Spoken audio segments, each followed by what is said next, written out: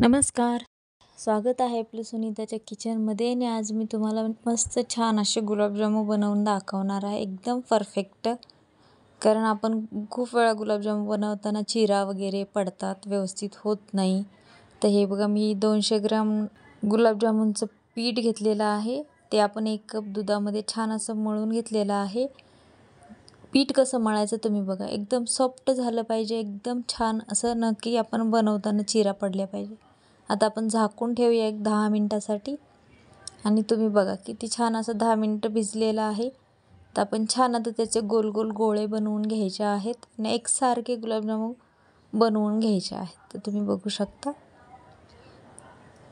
ते एका 200 ग्रॅमच्या पॅकेटमध्ये 30 ते 35 गुलाबजामुन होतात. ते पण एकदम छोटे पण नाही, मोठे पण नाही, छान असे मीडियम साईजचे.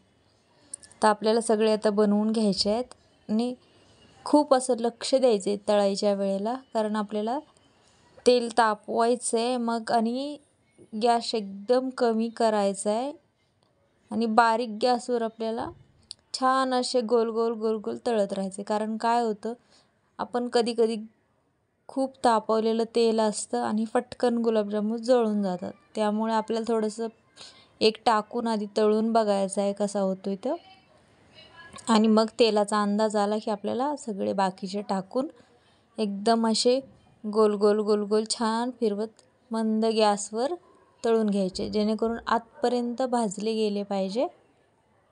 तर तुम्ही बघू शकता आता आपल्या गुलाबजामुनचा रंग कसा छान आलेला आहे. गुलाबजामुनला तळताना थोडेसे पेशन्स ठेवायचे आहेत, कारण आपल्याला घाई नाही करायची इथं तळायच्या वेळेला.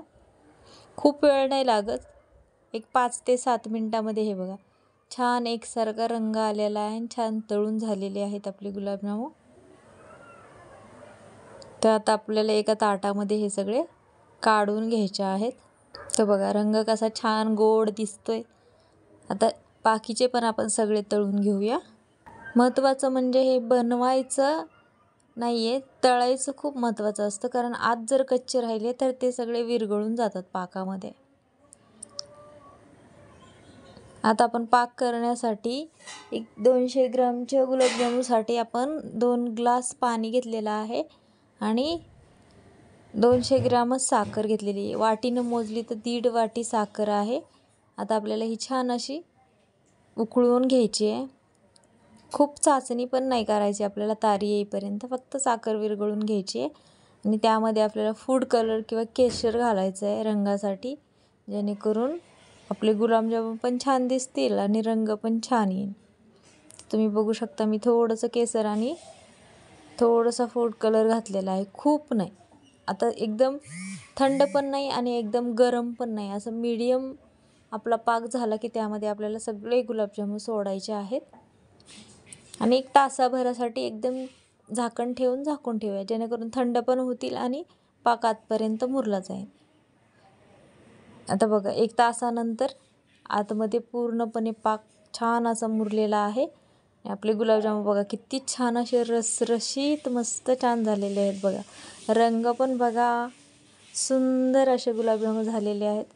तर तुम्हाला कशी वाटली गुलाबजामुनची रेसिपी नक्की कमेंट करून सांगा आणि व्हिडिओला लाईक, शेअर, कमेंट करा आणि अशा छान छान रेसिपीसाठी SK रेसिपीला सबस्क्राईब करा.